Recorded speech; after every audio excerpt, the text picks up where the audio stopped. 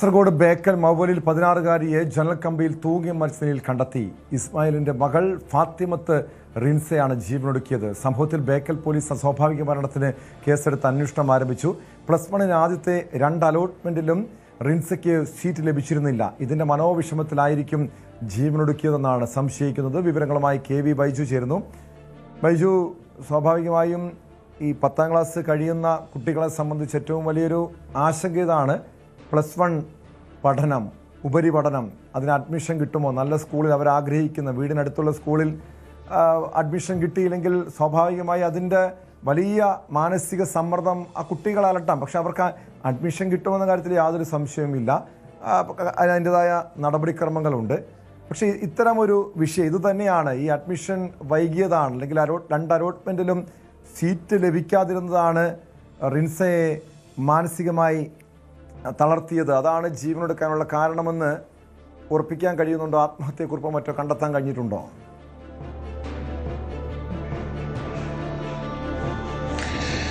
ടോമേ, അതുതന്നെയാണ് ഇതിൽ ഏറ്റവും പ്രധാനം.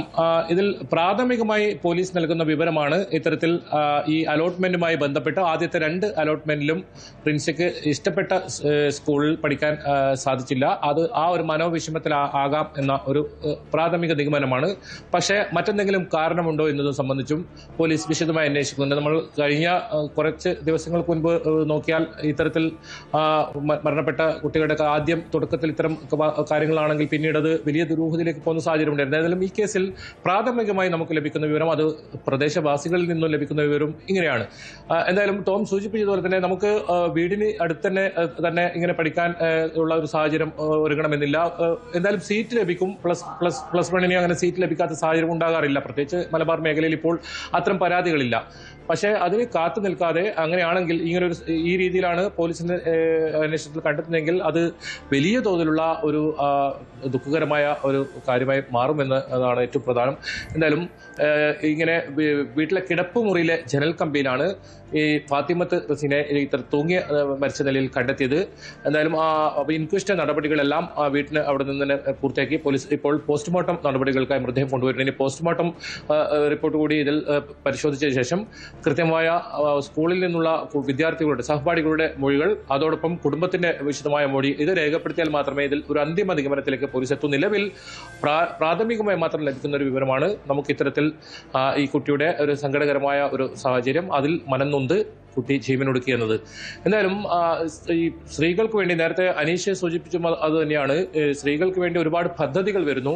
അവർക്ക് ഇത്തരത്തിൽ ബസ്സിലൊക്കെ സൗജന്യ യാത്രയൊക്കെ വരുമ്പോഴും സാമൂഹ്യ സുരക്ഷ എന്നൊരു കാര്യം അത് എത്രത്തോളം സ്ത്രീകൾക്ക് ലഭിക്കുന്നുണ്ട് എന്ന വലിയ ചോദ്യമാണ് ഓരോ ദിവസവും വരുന്ന ഇത്തരം റിപ്പോർട്ടുകൾ ചൂണ്ടിക്കാട്ടുന്നത്. നമുക്കറിയാം, ബൈജു സൂചിപ്പിച്ചതുപോലെ സ്ത്രീകളുടെ സുരക്ഷയ്ക്ക് വേണ്ടി പല ഇടപെടലുകളും, അല്ലെങ്കിൽ അവർ സമൂഹത്തിന് ഉന്നതിയിലേക്ക് അവരുടെ ഉന്നമനവുമായി ബന്ധപ്പെട്ടൊക്കെ പല പദ്ധതികളും സർക്കാർ നടപ്പാക്കുന്നുണ്ട്. അല്ലെങ്കിൽ പോലീസൊക്കെ പൊതുസ്ഥലത്ത് സ്ത്രീകളുടെ സുരക്ഷ ഉറപ്പാക്കാൻ വേണ്ടി ഇടപെടൽ നടത്തുന്നു എന്നൊക്കെ പറയുമ്പോഴും ഈ രീതിയിലുള്ള പ്രശ്നങ്ങൾ നമ്മുടെ പെൺകുട്ടികളെ അലട്ടുന്നുണ്ടല്ലോ. പ്രത്യേകിച്ചും ഈ കാസർഗോഡ് ജില്ലയിൽ മാത്രം കഴിഞ്ഞ ഒരു 1.5 മാസത്തിനിടെ എത്ര പെൺകുട്ടികളും യുവതികളുമാണ് ആത്മഹത്യ ചെയ്തതെന്ന് പരിശോധിച്ചാൽ അത് ഞെട്ടിപ്പിക്കുന്നൊരു കണക്കാണ്.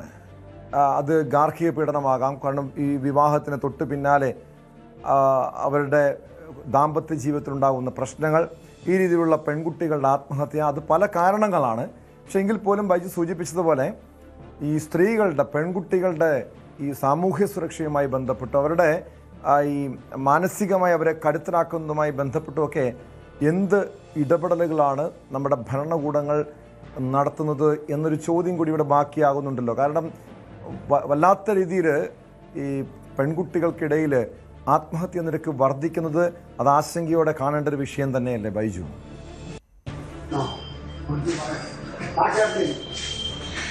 തീർച്ചയായും ടോമി, അത് സംസ്ഥാനത്തുടനീളം പരിശോധിച്ചാൽ അതിലേക്ക് തന്നെയാണ് വിരൽ ചൂണ്ടുന്നത്. നമുക്ക് കാസർഗോഡേക്ക് മാത്രം വന്നു കഴിഞ്ഞാൽ തന്നെ 6ഓളം ഭർത്തൃമതികളാണ് ഇത്തരത്തിൽ ജീവനൊടുക്കുന്ന സാഹചര്യമുണ്ടായത്. ഒരു പക്ഷേ നിസാരമായ പ്രശ്നങ്ങൾ പോലും അവർക്ക് പരിഹരിക്കപ്പെടാൻ ആളുകളില്ല, അതല്ലെങ്കിൽ ഏതെങ്കിലും ഒരു സാമൂഹ്യ നീതി വകുപ്പൊക്കെ ഉണ്ടെങ്കിലും അവർക്ക് ഒരു ആവശ്യത്തിന് അല്ലെങ്കിൽ അവർക്കൊരു പിന്തുണയുമായി എത്തുന്നില്ല എന്ന് വേണം ഇത്തരം കാര്യങ്ങൾ പരിശോധിച്ചാൽ മനസ്സിലാക്കാൻ. അതോടൊപ്പം ഏറ്റവും അവസാനമായി നമ്മൾ തന്നെ റിപ്പോർട്ട് ചെയ്തൊരു വാർത്തയാണ് 20 വയസ്സുകാരിയായ പെൺകുട്ടി അവൾക്ക് പഠിക്കാൻ ഒരുപാട് ആഗ്രഹമുണ്ടായിരുന്നു. പക്ഷേ ആ സമയത്ത് അവർക്കൊരു വിവാഹം ഉറപ്പിക്കുന്നു. അങ്ങനെ അതിൽ മനംനൊന്ത് ജീവനൊടുക്കുന്ന ഒരു സാഹചര്യം. അങ്ങനെ ഓരോ സംഭവത്തിൽ നോക്കിയാലും സ്ത്രീകൾക്ക് പ്രത്യേക പരിഗണന നൽകുന്നതെന്ന് പറയുമ്പോഴും അവർക്ക് ഇത്തരം പ്രശ്നങ്ങൾ ഉണ്ടായാൽ അത് നേരിടാനും അല്ലെങ്കിൽ അത്തരം വേദികൾ അവർക്ക് കുറഞ്ഞു വരുന്നു അല്ലെങ്കിൽ ഇല്ല എന്ന് തന്നെ പറയേണ്ടി വരും. അത് തന്നെയാണ് ഇത്തരം ജീവനൊടുക്കുന്ന സാഹചര്യത്തിലേക്ക് അവർ പോകുന്നത്. പലപ്പോഴും 30 വയസ്സിന് താഴെ, അതായത് ഇപ്പോൾ 16 വയസ്സുള്ള കുട്ടിയാണ് ഇപ്പോൾ ഈ ജീവനൊടുക്കിയിരിക്കുന്നത്. ഇങ്ങനെ പെൺകുട്ടികളാണ് ഇതെല്ലാം ജീവനൊടുക്കുന്നത് എന്നതും ആശങ്കപ്പെടുത്തുന്ന ഒരു സംഭവമാണ്. ഈ ടോം സൂചിപ്പിച്ചതുപോലെ തന്നെ ഇവർക്ക് കൃത്യമായ ഇതിൽ രീതിയിലുള്ള ഒരു പിന്തുണ അവർക്ക് ലഭിക്കുന്നുണ്ടോ എന്ന കാര്യത്തിൽ വലിയ ചോദ്യം തന്നെയാണത്. അത്തരം പിന്തുണകൾ അവർക്ക് പ്രതിസന്ധി ഘട്ടങ്ങളിൽ ഉണ്ടാകേണ്ടതുണ്ട്. അങ്ങനെ നൽകാൻ സർക്കാർ തന്നെ ഒരു വകുപ്പ് ഉണ്ടായിട്ടും അത് എത്രത്തോളം പ്രാവർത്തികമാക്കുന്നുണ്ട് അല്ലെങ്കിൽ ഫലപ്രദമായാണ് അത് ഉപയോഗിക്കുന്നത് എന്ന ചോദ്യമൊക്കെ ഉയരുകയാണ്. എന്നാലും അങ്ങേയറ്റം ദുഃഖകരമായ ഒരു സംഭവം തന്നെയാണ് ബേക്കൽ മൗവലിലെ ഈ 16 വയസ്സുകാരിയുടെ ജീവനൊടുക്കിയ സംഭവം. അത് ഒരു പക്ഷേ ഇപ്പോൾ പ്രാഥമികമായി ലഭിക്കുന്ന വിവരമാണ്. ഇങ്ങനെ ഒരു +1 സീറ്റ് ഇഷ്ടപ്പെട്ട സ്ഥലത്ത് ഒന്നാമത്തെ രണ്ടാമത്തെ അലോട്ട്മെന്റിൽ ഇടം പിടിക്കാൻ സാധിച്ചില്ല. ആ മനോവിഷമത്തിൽ ഇങ്ങനെ ജീവനൊടുക്കുന്നത് പ്രാഥമികമായ വിവരമാണ്. ഇതിനപ്പുറം ഇതിൽ എന്തെങ്കിലും സംഭവങ്ങളുണ്ടോ എന്നതും പോലീസ് അന്വേഷണത്തിൽ കണ്ടെത്തേണ്ടതുണ്ട്. അങ്ങനെയെങ്കിൽ അത് വലിയ ദാരുണമായൊരു സംഭവം തന്നെയാണ്. ഏതായാലും വലിയ സങ്കടം ആണ്. ആർക്കും പ്രതീക്ഷിക്കാത്ത രീതിയിലുള്ള ഒരു വേർപിരിയൽ. വളർന്ന് വലിയ പ്രതീക്ഷകളോടെ സുഹൃത്തുക്കളോടൊപ്പം സ്കൂളിൽ പോയി നല്ല മാർക്ക് നേടി വിവരങ്ങൾ നൽകിയത്.